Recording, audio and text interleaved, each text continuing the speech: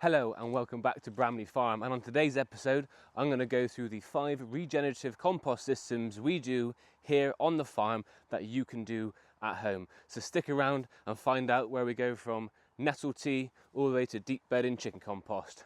I'll show you how each system works, how we do it here on the farm, and why you should be incorporating this in your garden on no matter what scale you have. Right, first up, nettle compost. We need a bucket. We need some nettles, we need some water, and we need a heavy thing to keep it down. So let's go pick some nettles. So here is a lovely patch of nettles. I don't have any gloves, but what we want to do is pick as many as we can, preferably fresh nettles, but get what you can. Put them in the bucket. The smaller the better, but again, no gloves, so I'm just going to be picking them up from the roots, chuck them in the bucket, and then we'll be topping it up with water. I'm trying to grab them by the base so you don't get stung too much. That's my technique, but you can just use a strimmer, chop them down and grab them, put them in. Right, nettles picked. Got about half a bucket here. So next up, fill it with water. Bucket with nettles and water covering. Next up, heavy thing. I'll put that down. Heavy thing in water. Compost done. No, we now wait for 3 to 4 weeks of that to ferment. I'll put it over near my other composting stuff that we'll get to in a second. But this will produce a highly concentrated, nitrogen-rich nettle tea that we want to use in. We want to dilute it and add it to our watering can when we're putting on our vegetables or our flowers. So it wants to be diluted 10 parts to 1 part. So 1 part nettle tea, 10 parts watering can.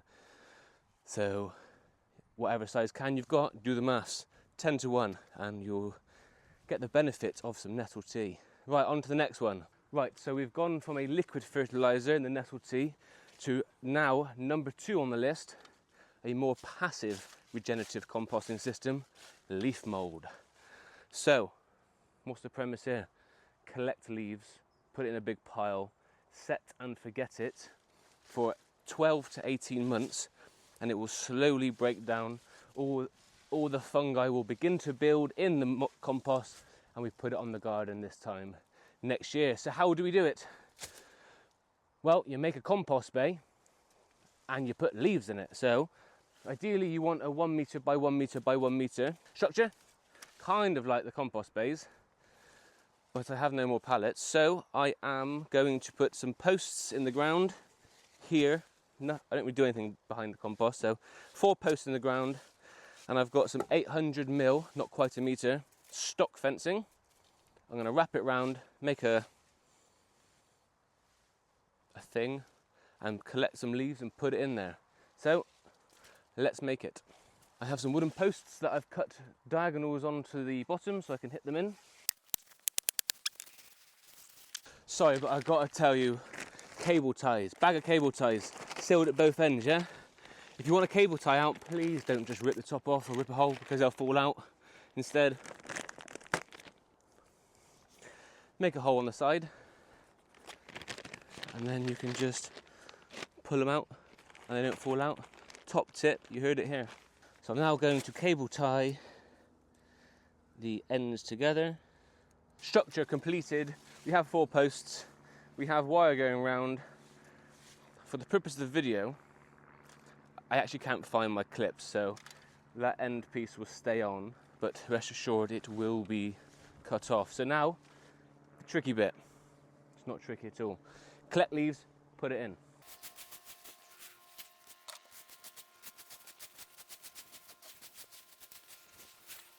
Now, if you don't have many leaves at home, you haven't got many trees, go to some public places, be respectful and collect some. You can get preferential leaves to collect, non-preferential leaves to collect, but I don't like overcomplicating stuff because that means I probably won't do it. So just go collect leaves. Right, leaves collected. As I said, we now set and forget this now for about a year and let the leaf mold compost begin. On to the third. The third compost, the traditional 2-bay, chuck all your garden waste and your food waste in compost 2-bay system. Okay, so at the moment, we're going to turn it in a minute, but I've been building up this bay here, and we're going to turn it over into this bay here. What's in it, you ask? Well, I've got some chicken bedding, I've got some fire embers from the fire we had the other night, grass clippings, some leaves, some garden scraps, anything like weeds I just pull up and chuck it in there. This is the traditional way of doing composting, and to be fair, this is the main workhorse. And the great thing is, the result of that I have used on this bed here that looks an absolute mess, but I'll be digging it in today. This was a bed that nothing grew in this summer, really unrich soil, and I've just layered the compost on top, and it's been resting there 2 or 3 months, and as you can see, it's already got more life in it than ever before, and we'll come on to that in a second. But I'm going to dig that in now, and then it's got all winter to settle down. And if there's any hotness in there, we talk about high nitrogen, then that will start to mellow. But this is where it all begins. So 2-bay system, try to get a metre by a metre by a metre. I've used pallets, you can use what you want, but it needs carbon, nitrogen, water and time. And if you really delve into composting, it can be so complex and you get, just lost in the weeds. But put some stuff in. If it's slimy, add carbon, which is your browns. If it's dry, add nitrogen, which is your wets. You're pretty much there. So time to turn it. Where's my fork that I had previously prepared? And if you want a good workout, make this. So if I bring you in, actually, I've just dug away a little bit of the surface here. This is what we're looking for. So this is the latest stuff I've put on. But if we dig in here, we're starting to get some nice, rich looking, more like soil compost. So it's not hot enough, granted, because I have been lazy with it. But again, you could be super, super vigilant, and if you've got time, excellent. There's other resources out there other than me on how to get the perfect compost. But you've heard it here before, don't let perfection get in the way of a good job. White bits down here, which means it's not, it's too dry and it's not breaking down properly. So I will move over to my sheep poo tea that I made ages ago. It's mainly just water now, and I will be watering it down. As you're turning, make sure that it's wet through and through, and then you can leave it. Right, compost turned. I'm now just going to give it a good watering, because this stuff that was on the bottom is on the top, and the stuff that's on the top is now on the bottom, but it could do with being wetter. Ideally, it needs to be as wet. It needs to be wet enough so when you squeeze it, the tiniest dribble comes out. Too much water comes out, too wet, too little, too dry. We are due some good amounts of rain in the next few days as well, so I will let that do its work as well. So I won't saturate it. Right, so that is number 3, the traditional composting system. And I will show you, as I mentioned earlier, what the last bunch done, the last bunch of compost did in this lane here. I'll give you a heads up, this will be having potatoes in next year, but there will be another video on garden plan. This was a duck house, RIP the ducks. If you've not been watching, the fox dug under and took our ducks. Very, very sad indeed. So, what does it matter? This soil, before I put the compost on, was just this clay stuff down here. Always dry, nothing ever grew in it. But I've put a layer, as you can see, a layer of compost all over, and things are starting to grow. Excellent. There was no animal life, no bug life, nothing in here. So I haven't let anything go to seed. Yes, these weeds will be dug in as well, adding to the manure and nutrition for next year. So this is the old compost. I'm now going to dig it in. If anything gets seed heads, take the seeds heads off, otherwise you'll get them next year. That's stingers, but they've not gone into seeds, so I'm going to dig them in, and this will then again look like an actual bed, that can just settle over winter. Oh, and I've got a volunteer cabbage. Yes, you could get a rotavator, but where's the fun in that? This is fitness stuff.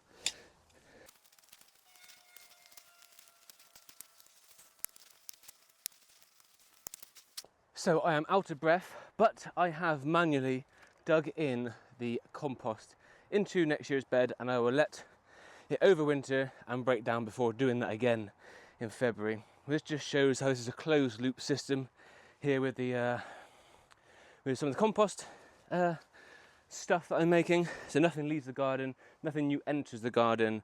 I compost it, it goes into the ground, it comes out the ground, goes back in the compost. You get the idea. Right, I'm still out of breath, and that is why I am moving on to number 4, and we're getting towards my more preferable types of composting. So behind me, it is green because I have done a cover crop. I think I've mentioned in a previous video, couldn't pronounce the word, still can't pronounce the word legume, not sure, but you can now see it. So I've got a ryegrass and I'm going to call it a vetch, because I think a vetch is a type of legume, I don't know. But anyway, so in here we have this little nugget, which is the vetch, and we have ryegrass, and I've planted it all the way around. And what's quite interesting, I tried to grow broad beans in this section here, and if you can see, luscious green cover crop, not luscious green cover crops. This is an area of interest that I might have to put some more compost down, but I've just noticed this is not helping. I have dog poo. But anyway, this is my green compost. This is a hands-off method. I leave this over winter. It basically, this is bad, right? High level, this is bad. This is exposed soil. The rain can wash the nutrients out, and the sun can dry it out. Here, you can't really do that. You know, I've got a load of animal stuff going on down there. Much more resistant to drought and rain, holds the water in, better for the soil. So I just got to make sure it doesn't seed. I can come with a strimmer and just take the heads off it if it gets close to seeding. But come February time, that's it, I do nothing with it. Apart from that, come February time, there's a few options. Considering this is the first year and I really want the nutrients to get into the soil, I will dig it in and turn it over and then wait a month and then plant. That could cause a few of the grass to grow where you don't want it to grow, but it's all going to improve the soil. Or I could put a tarp over it in January and let it all die down. Or I could even flatten it down. You get like a big piece of wood, flatten it down, that snaps it at the bottom, and then I plant in through the grass, and that acts as a mulch. But I think the current plan, open to change, is I will dig it in. That's it. No out of breathness, no work, it does the work for me. How good is that? So on to number 5, the 5th, final, and my favourite, the 3 Fs, FFF, 5th final favourite, composting system, and that is the deep bedding chicken run. Now, if you can get chickens at home, guys, get some chickens, get at least 3 for a flock, get 4, always get more. Put them on a deep bedding system, I'm about to explain. It's a fully closed loop system, completely regenerative system, where we turn wood chips into manure to feed the garden, and the garden feeds the chickens that feed the compost, that feed the...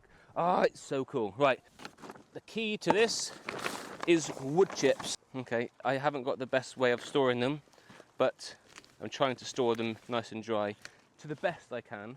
So that's the spare wood chips that we put on areas that are starting to smell very pooey. That means it's very ammonia-y, making up words as we go along, but you get the gist. So you need a spare amount of wood chips. You need an enclosed run to keep the wood chips in and not let it out. It's most simplest forms. I've said compost, you need carbon, nitrogen and water. Well, carbon is from the wood chips, nitrogen is from the chicken poo. Put them together, you get the ingredients for compost. Now the chickens do all the work for me, which is why I love this system. Every day they poo on the wood chips and they scratch it in. There's the little dinosaurs. So if I come down here, the top layer is still, oh, chicken poo. Top layer is still quite chunky at the moment, but if I dig down, we're getting finer and finer and finer and finer. This has only been down a few months and it's now starting to look a bit like composty mud. Still a way to go, but I'm doing nothing for it. And it don't smell. Worm, see? This is a breeding ground for compost making living things. That's my technical term as well. If you had chickens stationary, just on grass, within a few weeks or a few months, the ground would be wet, slimy, stinking of chicken poo, not a nice place to be and not very healthy for the chickens. But by adding the wood chips, it smells of mud, it smells of soil. They're doing all the work for me. Probably I'll leave it in here another 6 months, see how we're getting on. That stuff can go on the garden. The remaining wood chips can go in here, start the process again, and we'll have lovely compost for the garden with not a lot of work. You can't go much better than that. Oh, and you get eggs. So I said in the 2-bay compost system, number 3, I put chicken scraps. I also come and put chicken scraps in here. The chickens love it. Let me see if I got any remnants of a kitchen scrap. I think I have. Or have they completely devoured it all? Scratched it all in. Oh, no, there we are. A broccoli stem.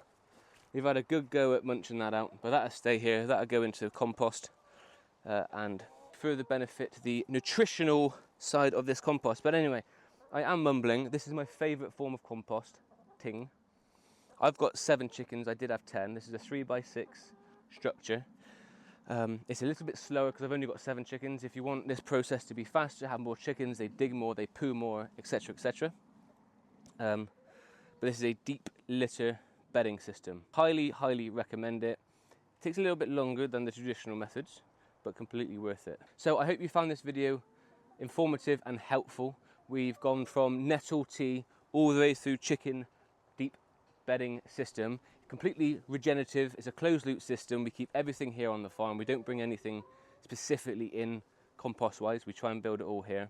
The animals feed the garden feeds the animals. It's a lovely poetic way to finish this video. Thank you so much for watching. If you've got any additional advice or additional systems that you use, please put it in the comment section. Otherwise, please like and subscribe, and we'll see you on the next one.